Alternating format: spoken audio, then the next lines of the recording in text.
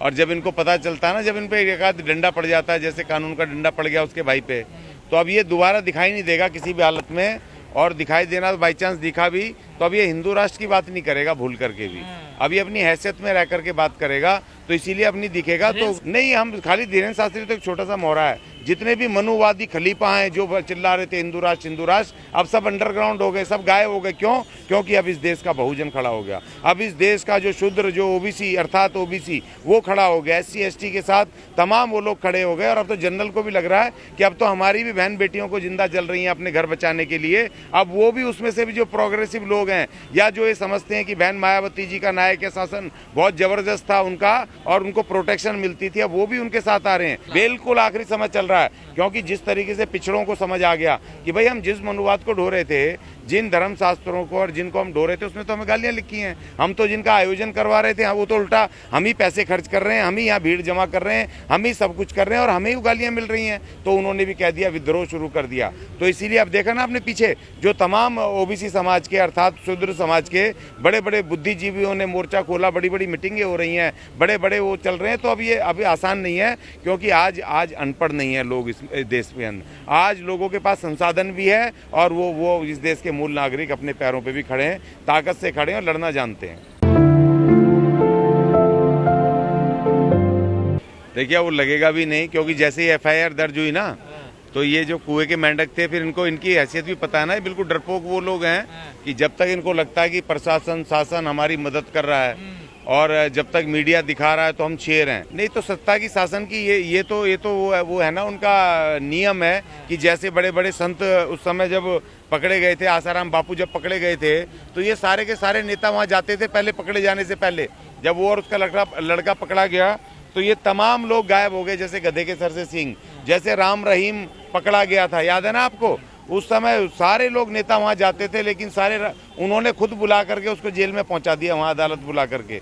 और ऐसे बहुत सारे बाबा जो पकड़े गए, जिनके पास दिन रात ये राजनीतिक लोग जा करके मत्था टेकते थे, और जैसे ही इनको पता चला बदनामी फैल गई या अरेस्ट हो गए, तो वो पहले भाग जाते हैं, उनको छोड़ के चले जाते हैं और ये कहते हैं कि फोटो तो भाई हम तो किससे भी साथ खिंचवा वाले हैं। नहीं, बिल्कुल देखो, ये वो पेशवाओं के जो जिनको हराया था, हमारी महार रेजिमेंट ने हराया था, और जिन पेशवाओं से इस देश में जो छुआछात करते थे, हमारे महार लोगों को जो आज़ादी दिलाई, भारत के शूद्रों को, मराठों को आज़ादी दिलाई, ये दोबारा से उसी देखिए, चाहे पेशवा हो, ब्राह्मणवादी पेशवा हो, चाहे मनुवादी तो ये हो, हाँ नहीं तो, लेकिन मनुवाद को लाना चाहते हैं ना हर तरीके से। टोपियां अलग रहेंगी, चेहरे अलग रहेंगे, इनके कपड़े अलग रहेंगे, मगर अंदर खाते सब मिला करके उस मनुवाद को ये दोबारा से इसको यहाँ इस देश में लागू करना चाहते हैं। प्रतीक है, वो प्रतीक होते हैं, उनको बता रहा है, इशारा कर रहा है कि मैं तुम्हारा आदमी हूँ, जबकि वो उससे वैश्य है, अपने उससे तीसरे वर्ण का है, लेकिन वो दिखा रहा है कि मैं तुम्हारा ही काम कर रहा हूँ, तुम्हारा वो प्रतीक बता रहा है।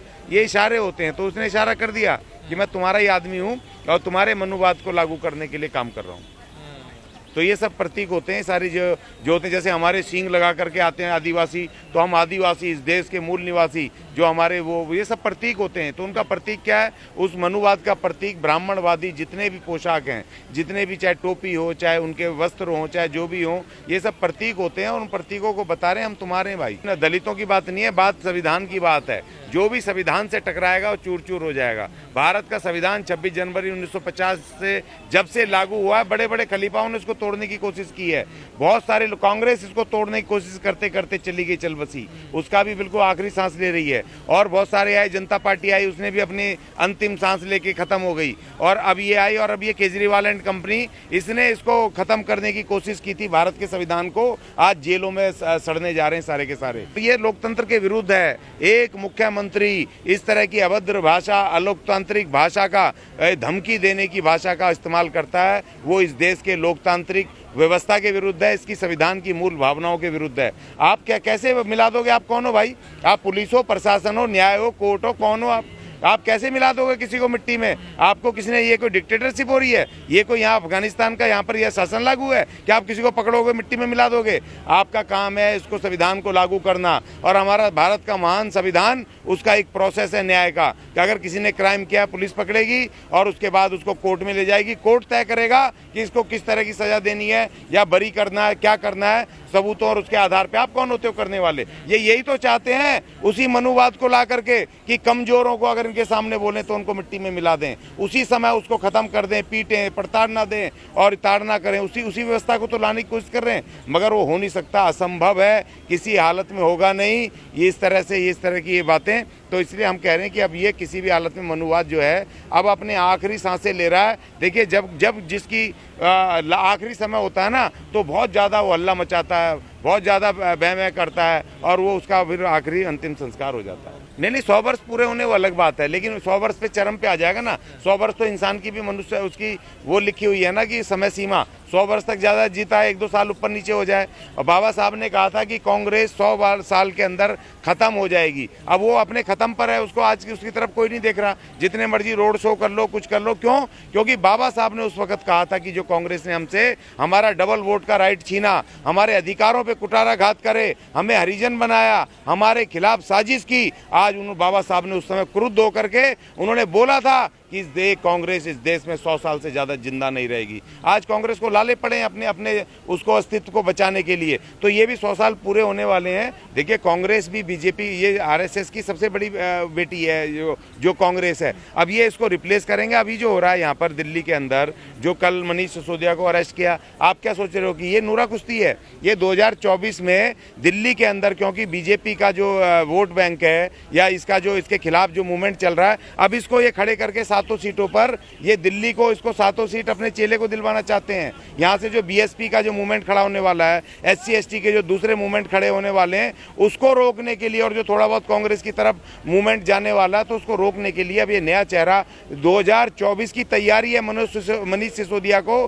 कल अरेस्ट करना, उसको सिंपैथी दिलवाने की कोशिश करना। लेकिन लोगों को पता है कि महाचोर हैं और इसीलिए चोरी में गए, भ्रष्टाचार में गए, सिंपैथी नहीं मिलेगी। सिसोदिया ने चोरी करी है, बिल्कुल महाचोरी करी है। और जिस दिन ये 2021 में जब 1 अप्रैल को इन्होंने इस पॉलिसी की घोषणा की थी, उस समय वो था कोरोना लगा हुआ था। मैं मेरे साथ 5 लोग, हम जाकर के केजरीवाल के जैसे तैसे पहुंच के घर में, हमने अलीपुर रोड के उसके घर पे जाकर के हमने मेमोरेंडम दिया कि आप गलत पॉलिसी आपने की है। आपने बताओ 25 साल की उम्र से आपने 21 साल कर दी नौजवानों की दारू खरीदने की। आपने सीधा प्राइवेटाइजेशन कर दिया, SC ST के रिजर्वेशन पे खत्म हो गया, बजट लालाओं के घर जाएगा, बजट में हमारा नुकसान कर दिया। हमने कहा कि ये गलत पॉलिसी है और वही हुआ। उसके 6-8 महीने बाद उसको उनके खिलाफ जांच शुरू हो गई और तब उन्होंने तुरंत विड्रॉ करी वो पॉलिसी। अगर वो पॉलिसी ठीक थी तो भाई आपने विड्रॉ क्यों करी? उस पॉलिसी को आपने वापस क्यों लिया? देखिए, तो इसीलिए हमने विरोध किया था, रिटर्न विरोध।